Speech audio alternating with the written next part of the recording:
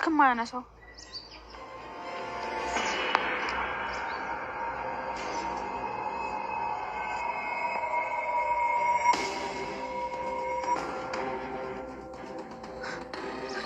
እንዴ ራሱ እንገናኝ ብሎ ደግሞ ከሱም ሶስት ስልክ ይዘጋብኛል።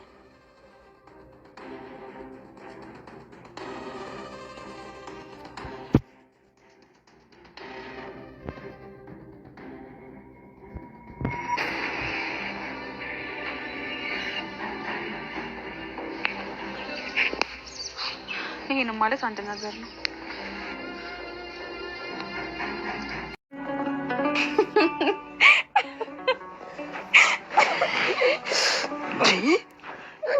በሌሊት ምን ትሰሪያለሽ? አትተኝም ወይ? እንዴ ማማ አልተኝም። ሰላም የተወደዳችሁ የተከበራችሁ የኖላዊት ዩቲዩብ ቻናል ቤተሰቦች ሰላማችሁ ብዝት ይበልልኝ። እንዴት ናችሁ? ለቻናል አዲስ ከሆናችሁ ሰብስክራይብ፣ ላይክ ያደረጋችሁ ቤተሰቡ ነው። የኖላዊ ድራማ በክፍል 111 በክፍል 110 ላይ እንዳየነው እንግዲህ ወይዘሮ አስቴር በድንገት ከሜላት ቤት መታ እናያታለን ማለት ነው። ስትገባም እንግዲህ ድንብላል ምግብ ይዛ ልትወጣ ስትል ስትደነግጥ ስትርበተበት እናያታለን ማለት ነው። ያው በሚስጥር ስታካሂደው የነበረው የድንብላል የምግብ ቋጥሮ መሄድ ሚስጥሩ እስካሁን ድረስ አልታወቀም ማለት ነው። በስተመጨረሻም እንግዲህ ሰላምታ ከተቀያየሩ በኋላ አስቴር እንግዲህ ፈቅዳላት እንድትሄድና በቸሎ እንድትመለስ ወይዘሮ ሜላት ሳትመለስባት አስጠንቅቃት ብትለካትም ነገር ግን ድንብላል የሄደችበት ከተምቹ ጋር ስለነበረ ምግብ ካበላችሁ በኋላ ጸጉሩ ቆሽሾበት ስለነበረ እሱን ለመታጠብ ግዴታ ውሃ ያስፈልጋቸው ስለነበረ በዛ ውላ ስትመጣ እንግዲህ ሳታሽበው ይመሽባታል ማለት ነው። እንግዲህ ወይዘሮ ሜላት በባዩሽ ጉዳይ ተናዳ ስትመለስ ድንገት እናቷን ስታያት በጣም ተበሳጭታ ነበረ። ነገር ግን በእናቷ ደስተኛ ነበረች። እናቷን ግን ያው እንዳየቻት ድንገት እንዴት ትመጫለሽ? ጭራሽ በአጋጣሚ እየመጣሽ እኮ ማስደንገጡን ተያይዘሽዋል፣ ምን አለበት ብትነግሪኝ ስትል እንግዲህ ወይዘሮ አስቴር ይሄ እኮ የልጄ ቤት ነው የመጣሁትን ብቻዬን ነው፣ ሰርፕራይዝ ማድረግ ነው የምፈልገው፣ ምን ነው እመጣለሁ ብዬ እንድትጓጊማ አላደርግሽም ስትል እንግዲህ እናትና ልጅ አንድ ላይ እናያቸዋለን ማለት ነው። ግን እስካሁን ድረስ ያው በባዩሽ ጉዳይ እንደተናደደችባት ስታስረዳተኝ ነግሬሽ ነበረ እኮ ድሮም ቀልቤ አይወዳትም፣ አንቺ ግን ይኸው አልሰማኝ አለ። ልጄ ሁነሽ ነው እንጂ ባቶይ ኑሮማ ይበልሽ ብዬ ነው እማልፊ ስትላት እንግዲህ ወይዘሮ ሜላት በጣም ትናደድና ማዬ አሁንም ድረስ እየፈረድሽብኝ ነው ትላታለች ማለት ነው። አዎ ለምን አልፈርድም? ቆይ ለማን ብለሽ ነው ፀሐይ ለፀሐይ የምትንከራተችው? ትፈታ ታዲያ አንቺ ምን ቤት ነሽ ብላ ነገር ፊክስ ለማድረግ እየሞከረች ነበር። ነገር ግን ደግሞ ሜላት በጣም እልህኛ ስለሆነች አልሸነፍ ባይ ስለሆነች ትናደድና ጥላት ትሄዳለች ማለት ነው። ያው እንግዲህ ወይዘሮ ባዩሽም ከእስር ተፈታለች። ከተፈታችን በኋላ ብዙ ደስ የሚል ነገር ያለ መስሏት ነበር። ግን አሁንም ቢሆንም ስጋት ላይ ነው ያለችው። አቶ በቃሉ እንግዲህ እርግብን እንዳስገደላትና እዛ ቦታ እንደሌለች አስባ ነበር የምታስበው ባዩሽ ከእስር ስትወጣ። መስፍኔንም ሜላትንም በጣም እየፎከረችባቸው ነበረ። ምክንያቱም በህይወት የሌለች ስለመሰላት እርግብን። አሁን ላይ ግን አቶ በቃሉ እንደ አላስወገዳት እና ከስልኳ ደግሞ ሜሴጅ የጥሪ መልእክቶችን ስታይ በጣም ትደነግጥና ከበቃሉ ጋራም እንደዚህ ግብ ግብ ትገጥማለች ማለት ነው። የወይዘሮ ባዩሽና የበቃሉ ጉዳይም በስተመጨረሻም እንግዲህ ተገልጿል ማለት ነው። ዞሮ ዞሮ ሁለቱም አንድ እጅ ሆነው ማጥቃት የሚፈልጉት ወይዘሮ ሜላትን ነው።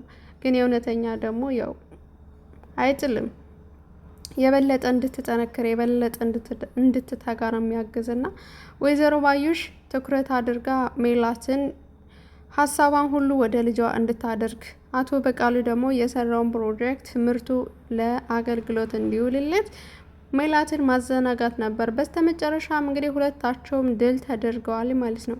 ጭራሽ አሁን ላይ ደግሞ ምንም እንኳ ባለሀብት ቢሆነ ወይዘሮ ሜላት እንደምታሸንፈው ምንም ጥያቄ የለውም ማለት ነው። በሌላ መልኩ እንግዲህ በቃሉና ወይዘሮ ባዩሽ አሁን ላይ ብዙም አይደሉም፣ የመተማመን ላይ አይደለችም ያለችው ወይዘሮ ባዩሽ። አንተ የስራዬ አንድ አካልና ግማሽ መንገድ ስደ እኩል ተራመድክ እንጂ መጨረሻ መዳረሻም አይደለም ብላ ስታስጠነቅቀው እናያታለን ማለት ነው። በስተመጨረሻም እንግዲህ ከበቃሉ ጋር የተገናኘችበትን ወደኋላ መለስ ብላ ስታስበው አቶ በቃሉ የገንዘብ ሰው እንደሆነ፣ ባዩሽ ደግሞ ምንም አይነት ገንዘብ እንደሌላት የገንዘብ እርዳታውን ስለምትፈልግ በቃሉን ታሸሸዋለች ብዬ አላስብም ማለት ነው። እንግዲህ ባዩሽ ከዚህ በፊት አንድ የምትተማመንበት ጋርድ አላተኝ ለበቃሉ ልትልካው ነው ወይስ ደግሞ ለራሷ ጥበቃ አስፈልጓት ነው የሚለውን በቀጣይ ክፍል እናየዋለን ማለት ነው። ፍቅር አመጣጣጣ የለው። ሀና ደግሞ ያፈቀረችው እዝራ የምትወደው ልጅ እንዳለ ታውቃለች። ቢሆንም ደግሞ ጽዮን ትባላለች፣ የክላሷ ተማሪ ነች። እዝራን በተደጋጋሚ አብረው እንዳትቆምና የፍቅር ግንኙነት እንዳይኖራት አስጠንቅቃት ነበረ። ዛሬ ላይ ደግሞ ጽዮን እንግዲህ ዳዊት ደውላለት እንግዲህ ሀናን እንዲያስወግድለት የፍቅር መስዋዕት መክፈል እንዳለብና ጀግና መሆንክን እስኪ አሳይ ብለዋለች ማለት ነው። ይገርማለኝ እሱ ራሱ በሴት የላከው ሞት አይፈራም ይባል የለ። ሀሳቧን ተቀብሎ እንግዲህ ሀናን አንድ ነገር ሊያደርጋት ነው አያደርጋትም የሚለው ሌላ ተአምር ሆኗል ማለት ነው። ያደርገዋል ወይስ ከጀርባ ሁና ሰላም መታ ታስጥላታለች ብዬ ነው እኔ የማስበው። ሀና ጉዳት እንደማይደርስባት ተስፋ አደርጋለሁ ማለት ነው። የሀና ፍቅር እንግዲህ ወይዘሮ አስቴር አንድ ላይ በምሽት ላይ ቁጭ ብለው እያወሩ ባለበት ሰዓት እንቅልፍ ቢወስዳቸውም ነገር ግን የሀና ስልክ ቴክስት ተልኮላታል ማለት ነው። አያትየው አስቀድማ ጨረቃ ትመስያለሽ እኮ ስትላተኝ እኔ ክብ ነኝ ስትል አዎ አንቺ እኮ ድስት ነሽ ስትላተኝ ስታቆለጳጵሳት እናያለን። አያትና ልጅ እንግዲህ ፍቅራቸው ልዩ ነበረ። በጣም ደስ የሚል ጊዜ አሳልፈዋል ማለት ነው። በስተመጨረሻም እንግዲህ ሀና ለእዝራ መልእክት ሲላላኩላቸው እደጅ ሁኚ እኮ ንፋስ እየተቀበልኩ ነው ሲል ጨረቃዎችን እያየዋቸው ነው ይላል። ጨረቃዋ እኔን ትመስላለች አይደል ብላ ትጠይቀዋለች ማለት ነው በቴክስት። ከዛም ማን ያለሽ ብሎ ሲጠይቃት አያቴ ነው ያለችኝ፣ አንቺ ጨረቃዋን ትመስያለሽ በጣም ደማቅና ውብ ነሽ ብላኛለች ብላ በቴክስት መልሳ ስትልክለት እንግዲህ እዝራ ደግሞ የትኛዋ ኮከብ ነሽ ብሎም ይጠይቃታል ማለት ነው። በዚህም እንግዲህ ከት ብላ ስትስቅ ከምኝታ ወይዘሮ አስቴር ትነቃለች ማለት ነው። ከዛ ሀናም እንግዲህ እውነቱን መናገርም እየዳዳች ለመደበቅም ስለተያዘች እንግዲህ ብትግደረደርም ወይዘሮ አስቴር እኔ እኮ አራዳ ነኝ፣ እንደ ድሮዎቹ ሰዎች ግግም የምል ሰው አይነት አይደለው፣ እንደፈለግሽ ነፃ ሆነሽ አውሪ፣ እድሜሽ እኮ ነው አሁን ላይ ያለሽበት ኤጅ ላይ አትፍሪ የኔ ልጅ ብላ እንግዲህ ማጽናኛ ቃላትና ስፖርት አድርጋታለች ማለት ነው። እውነት ለመናገር እንደዚህ የሚያደርጉ አያቶች አላችሁ እናንተ፣ በተለይ በአሁኑ ሰዓት ዋው! ወይዘሮ አስቴር የምር ምርጥ ሰው ናት ማለት ነው። መቼም ታውቂያለሽ አይደል ዘራችን ቆንጆና መልከ መልካም ነው፣ ታውቂያለሽ መልካም ሰው ነው መታመጭ፣ ዘራችን እንድታበላሽ አይደለም ብላ ማስጠንቀቂያ ትሰጣታለች። ሀና ግን ልትሸፍን ሞክራ ነበር፣ ግን አስቴር ቅልብስ አድርጋታለች ማለት ነው። ያው እንግዲህ ሀናም ደስ ስላላት ደስ ብሎናል። ግን የሀና ደስታ ደግሞ ከጀርባው የበለጠ ሌላ ሀዘን ነው እያመጣው ያለው። ይህ የሆነበት ግን ለምንድን ነው? ደራሲው ራሱ ሀናን ይጠላታል ወይስ ደግሞ ጠይቋት እምቢ ብሎ ነው?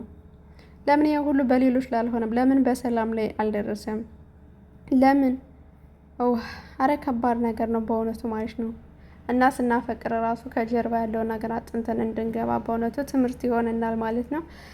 ፍቅር ያው በሁለቱም የመጣመር ስሜት ቢሆንም ግን ደግሞ ከጀርባው ሌላ መዘዝ የሚያመጣብን ከሆነ ደግሞ ጭራሽ ህይወታችን እንዳይበጠበጥ እንዳንረበሽ ፍቅር ሰላማዊ ህይወት ነው የሚያስፈልገው እና ሰላም የሆነ መንገድ መርጠን እንድንገባ ራሱ በደንብ ልናስተውለው ይገባል። እዚህ ላይ ያለው ትኩረት ማለት ነው። በእዝራና በጽዮን መካከል ያለው ሶስተኛ ወገን ሲገባ አንደኛው ወገን አንደኛውን አያፈቅርም፣ አንደኛው ደግሞ በጣም እያፈቀረ ሌላ ሰው ሲይዝበት ሲደርብበት ስሜቱ በጣም ከባድ ነው። ስለዚህ ሀና ደግሞ እንዳትጠቃ በፒስ መቅረብ ስትችል ጭራሽ እልህም ተያይዘዋል ማለት ነው። እንግዲህ ጽዮንም ደግሞ የፍቅረኛዋን ተጠቅማ ትክክለኛ ወድሻለሁ የሚላትን ትታ እንግዲህ እሷ የምትወደውን ስትከተል ነበረ። ነገር ግን የምትወደው ሰው ሌላ ሰው ወዶ ስላገኘችው በጣም ተናዳለች ማለት ነው። በዚህ ምክንያት እንግዲህ ሀናን ለማስጠፋት እንግዲህ እየሞከረች ነው ማለት ነው። የገረመኝ ግን ወንዱ ነው። ሀና ስትጠፋ ጽዮን ምን ትጠቀማለች የሚለው ለምን እንዳላስተዋለ፣ ፍቅሩን ላለማጣት ሲል እሺ ብሎ መቀበሉ ይሄ አግባብ ነው ትላላችሁ? በፍጹም አግባብ አይደለም። ይሄ ትልቅ ስህተት ነው። ሀና ጋር እጁ ካለበት መታትም ምናለትም ወንጀለኛ ነው። በፍቅር ቢሰቃይ የተወሰነ ቀን ነው የመርሳት አቅም አለው። ግን ሰው ገሎ ሰላማዊ ሰው ይሆናል ማለት ከንቱ ነው። ቢሆንም ደግሞ ጽዮን ተመልሳ ደግሞ የራሱም ላያደርጋት ማለት ነው ይችላል። ሰው ይሄ ስኬት ላይሳካለትም ብዬ አስባለሁ ማለት ነው። በሌላ መንገድ ደግሞ ድንብላልና ተምቹ ደግሞ ዋው ቅልጥ ያለ የጭዌ ጀምረዋል ማለት ነው።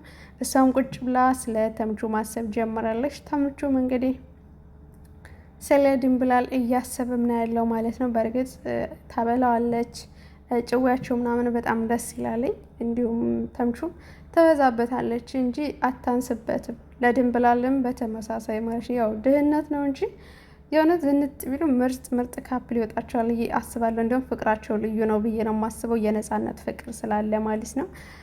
እና ቢጣመሩ ምን ትላላችሁ? የእውነት የድንብላልን ደስታ ማየት ነው እኔ ደስ ያለኝ ማለት ነው። ከአሲር ይልቅ የድንብላል ደስታ ለእኔ ያስደስተኛለኝ። ወይዘሮ ሜላት እንግዲህ ከክፍሏ ቁጭ ባለችበት ሌሊት ላይ መታ እንግዲህ ማስጠንቀቂያ ሰጥታታለች ማለት ነው። እኔ ለክብሬ የምጨነቅ ሰው ነኝ። ዲቃላ መጣች ተብዬ የሜላት ሰራተኛ እንድባል አልፈልግም። ስለዚህ ውሎች ከህመምተኛ ጋር ሳይሆን ከወንድ ጋር እንደምትዩ ያስታውቅብሻል። ስለዚህ ጠንቀቅ በይ ብላ ማስጠንቀቂያም ሰጥታታለች። በነገራችን ላይ እዚህ ላይ የተናገረችው ሜላት ትክክል ናት እያስባለሁ።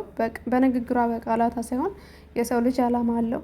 አላማችን የሚያሰናክልብንን በመሀል ከመጣ መጋፈጥ እንዳለብን ያስተምረናል ማለት ነው። የምወዳችሁ የማከብራችሁ ውድ የሀገሬ ልጆች ብያላችሁበት ሰላማችሁ ይብዛልኝ።